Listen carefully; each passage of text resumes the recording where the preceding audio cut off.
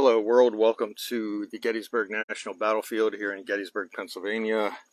I was trying to speak to you from the 20th Maine Monument. However, they're doing a restorative project for Little Round Top and Devil's Den. So I can't do it from the monument itself, but this does give you an idea of the terrain during the battle. When the 15th Alabamians and 47th Alabamians came up through the forest to attack the 20th Maine, which was the far left of the Union line.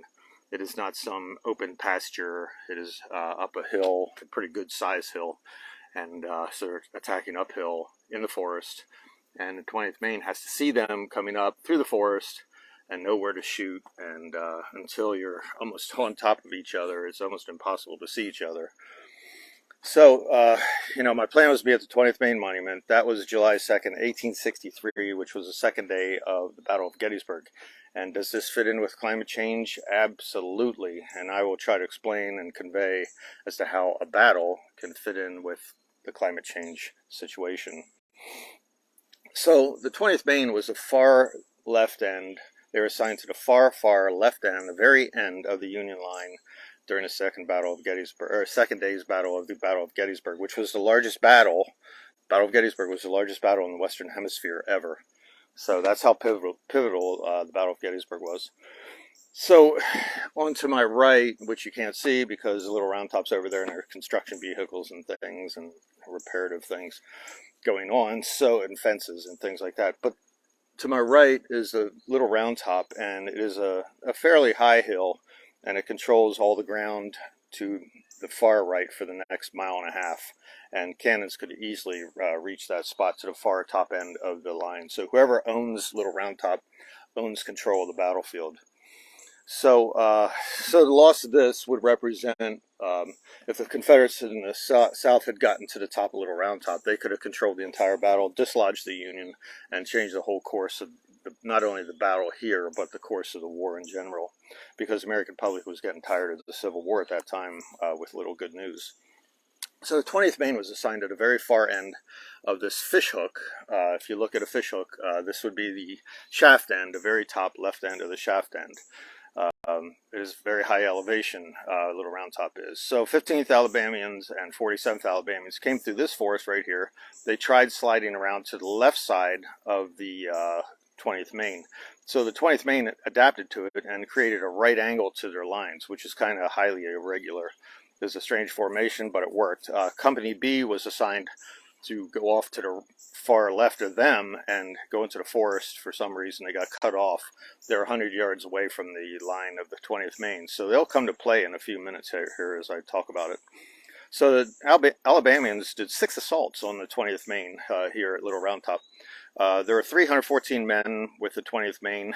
During the battle, this little skirmish here that lasted probably an hour, there were 29 killed out of the 314, 91 wounded, and 5 missing. That is 125 casualties.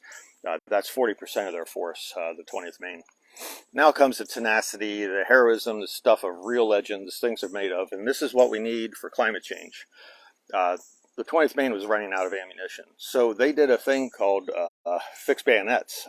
They gave the yell, the command, bayonets. They wouldn't have yelled fix bayonets or get ready to charge or anything like that because it was too loud. They would have just yelled bayonets and or looked to their right and see the other guys putting on their bayonets on their rifles.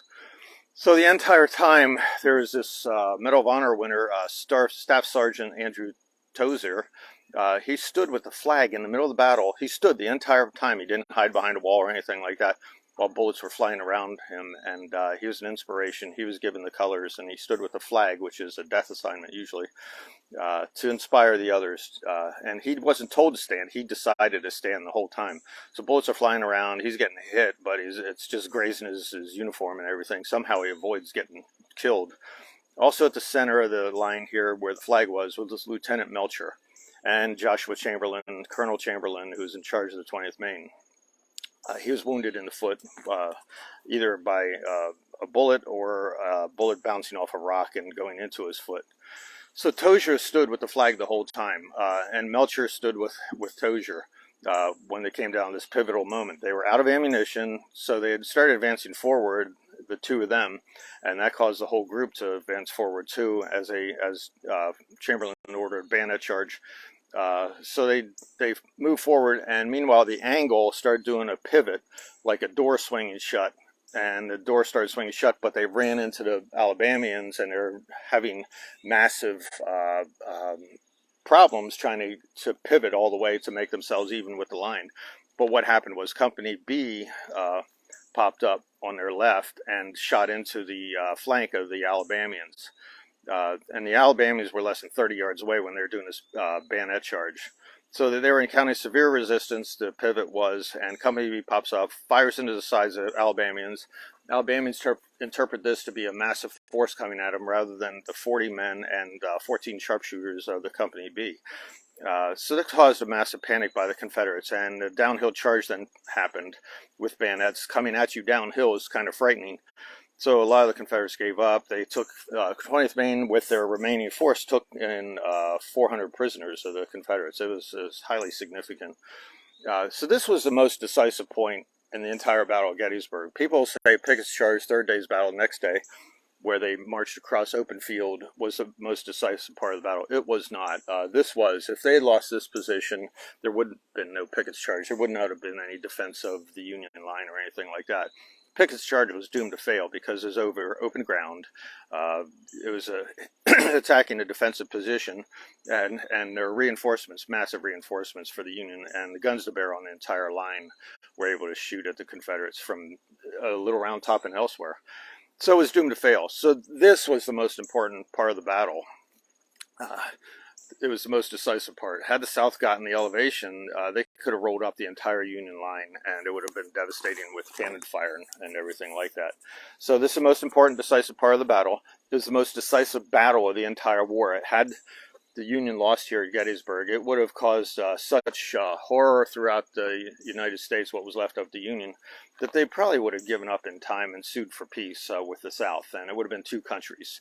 So most decisive part of the battle, the most decisive battle of the war, and the most decisive and divisive issue in the history of the United States, slavery and Civil War and things like that.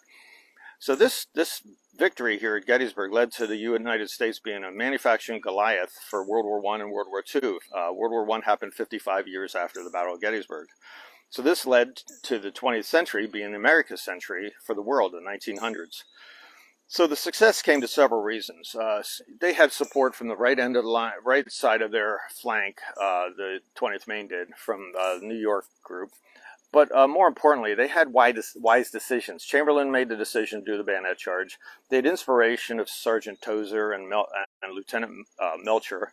And at pivotal moments, these guys were here to make those decisions. Chamberlain, Tozer, and Melcher. Fixed bayonet. Well, you fix bayonets when all hope is lost, and you do a bayonet charge. I mean, that was a suicide run, and it was a desperation move, but it worked. So these are the times now for climate change, and this is how it all fits in. We need the governments of the world to hold at all costs. The 20th Maine was told to hold their position at all costs, to the last man until you're wiped out.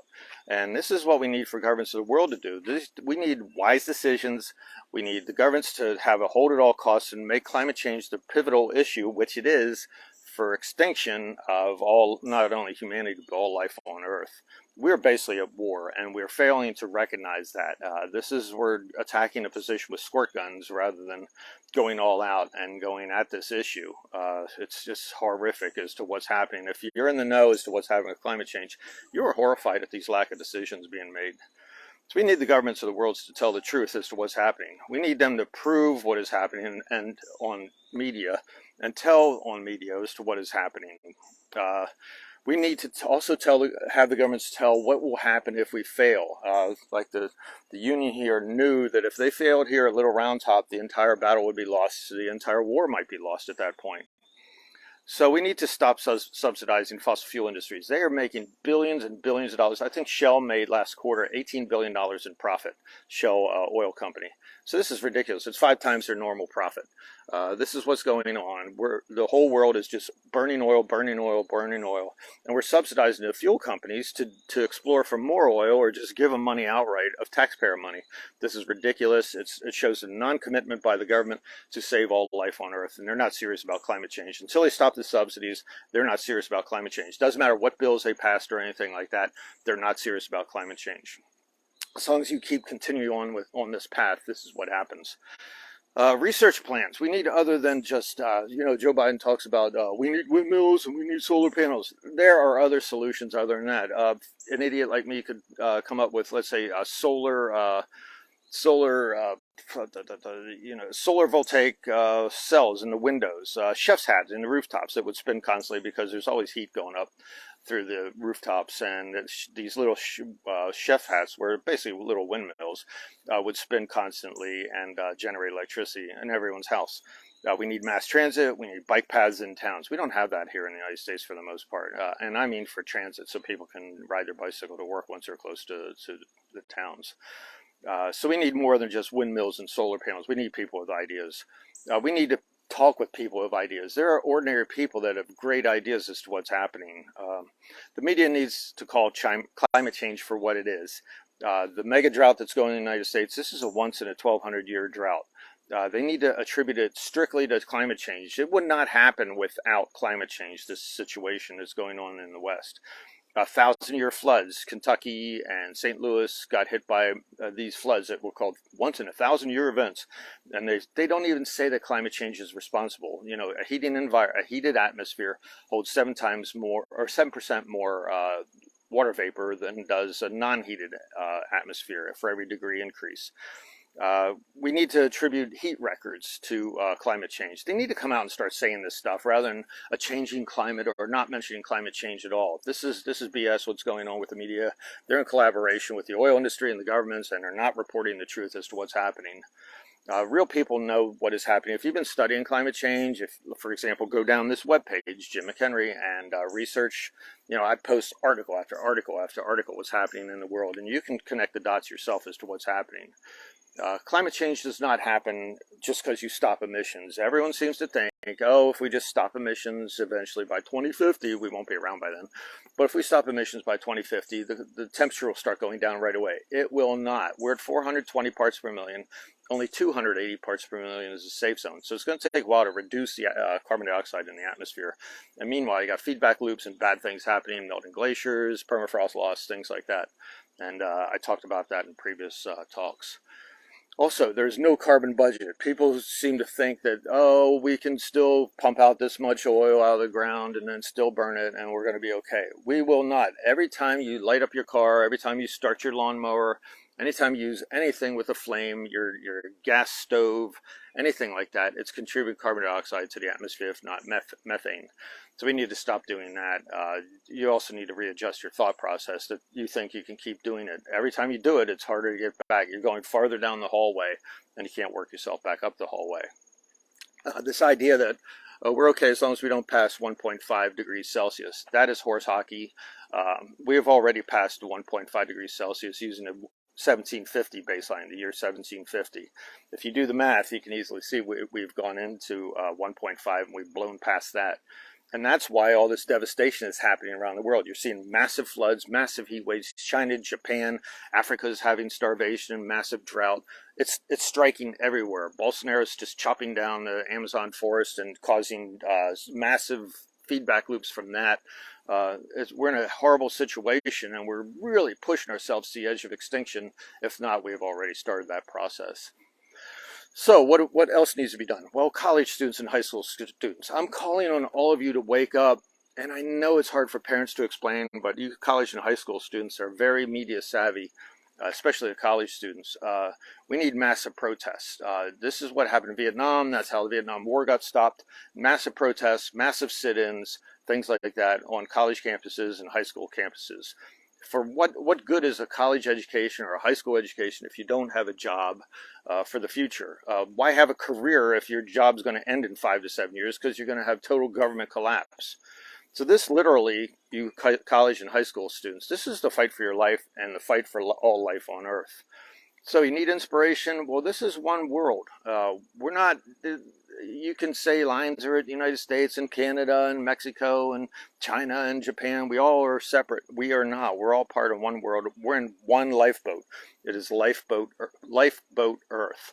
It's called Earth, and it's one giant lifeboat. And if someone's drilling holes in one end by pumping out more oil and burning oil and not paying attention to anyone else, we're all going to sink together.